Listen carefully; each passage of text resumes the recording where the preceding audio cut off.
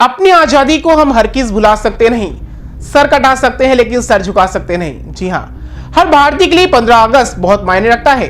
हम हर साल इस राष्ट्रीय पर्व को धूमधाम से मनाते हैं। हर कोई जानता होगा कि कैसे हमें आजादी मिली और कैसे अंग्रेजों की हुकूमत का अंत हुआ। इससे जुड़े इतिहास से भारत में शायद ही कोई अनजान होगा। बावजूद इसके इस दिन से जुड़े कई ऐसे पहलू हैं जिनको जानना बेहद दिलचस्प होगा। तो आइए विस्तार से इस राष्ट्रीय पर्व को जानने की कोशिश करें और इतिहास के उन पन्नों से धूल हटा सकें जिन्हें भूल से भी कभी हमने खोलने की कोशिश नहीं की। आजादी के इतिहास को जानने के लिए हमें 15 अगस्त 1947 से थोड़ा पीछे जाना पड़ेगा। दूसरा विश्व युद्ध यूं तो समूचे विश्व के लिए दुर्भाग्यपूर्ण रहा, लेकिन ब्रिटिश सरकार को इससे नुकसान थोड़ा ज्यादा हुआ था। दरअसल दूसरे विश्व युद्ध के सैलाब में कई सारे ब्रिटिश सैनिक और पैसा दोनों ही डूब गए थे।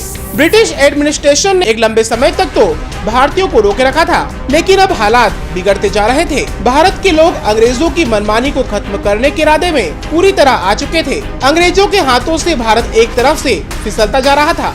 वह समझने लगे थे कि अब उनका राज नहीं बचेगा। जहां एक तरफ खौफ में आकर सारे ब्रिटिश अधिकारी वापस अपने देश भाग चुके थे, वहीं दूसरी तरफ ब्रिटिश हुकूमत विश्व युद्ध के कारण बहुत कुछ खो चुकी थी। उनके पास सैनिक बहुत कम हो गए थे।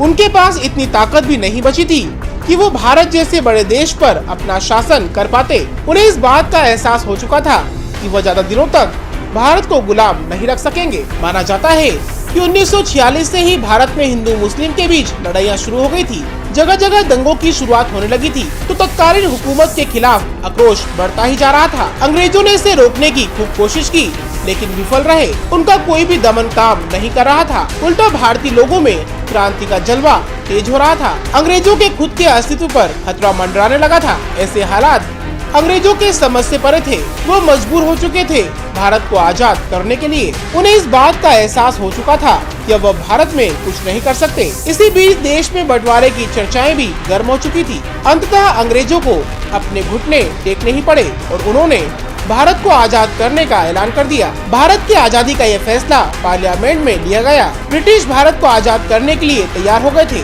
बस उन्होंने इसके लिए 1948 तक की मोहलत मांगी थी। ब्रिटिश सरकार जब तक अपनी सारी ताकत भारत को देने के लिए तैयार हुई, तब तक उनके आला अधिकारी अपने देश वापस लौट चुके थे। अंत में लुईस माउंटबेटन को अंग्रेजों के बचे हुए शासन काल को खत्म करने की जिम्मेदारी दी गई। लुईस माउंटबेटन को तब तक भारत में रुकना था जब तक भारत अपने पैरों पर फिर से खड़ा ना हो जाए। लुईस माउंटबेटन उस समय अपने आप में पूरी सरकार था।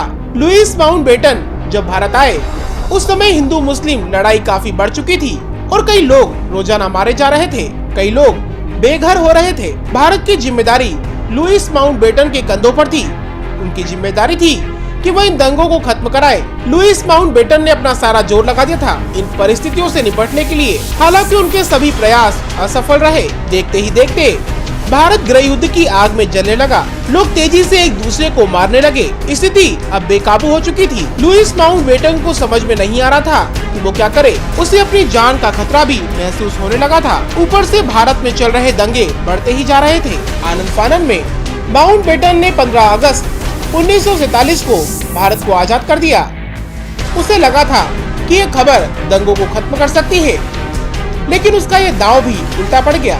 लुईस माउंटबेटन ने कह तो दिया था कि 15 अगस्त 1947 को भारत आजाद कर दिया जाएगा, लेकिन उनका ये सोचा समझा फैसला नहीं था। यह इतना आसान नहीं था जितना लग रहा था। वो बात और है कि माउंटबेटन जल्द से जल्द भारत से जाना चाहता था। एक किताब फ्रीडम एट मिडनाइट में लुईस माउंटबेटन ने बताया कि 15 अगस्त की तारीख उन्होंने गलती से बोल दी थी। उन्होंने 15 अगस्त को इसलिए चुना क्योंकि 15 अगस्त को जापान के आत्मसमर्पण की दूसरी वर्षगांठ थी। लुईस माउंटबेटन को ये बात इसलिए याद थी क्योंकि जापान के आत्मसमर्पण के समय वो वहीं पर था। इसके बाद लुईस माउंटबेटन ने आजादी का बिल पार्लियामेंट में रखा, जिसे जल्द ही पास कर दिया गया। भारत आजादी के लिए तैयार खड़ा था। भारत को उसकी सारी ताकत सौंपी गई। रात के जिस वक्त आधा भारत सो रहा था, उसी समय भारत को आजाद करार दिया गया। पंडित जवाहरलाल नेहरू ने लाल किले पर जाकर 3 रंगों से सजे भारतीय तिरंगे को पहली बार लहराया था। तो ये थे भारत के स्वतंत्रता दिवस 15 अगस्त को ही मनाए जाने वाले कुछ पहलू। भारत की आजादी के इतिहास के कई ऐसे पन्ने हैं जिन्हें हर कोई नहीं जानता। पर हाँ, आजादी की कीमत अगर हम बरकरार रख पाते हैं तो यही क्या कम है।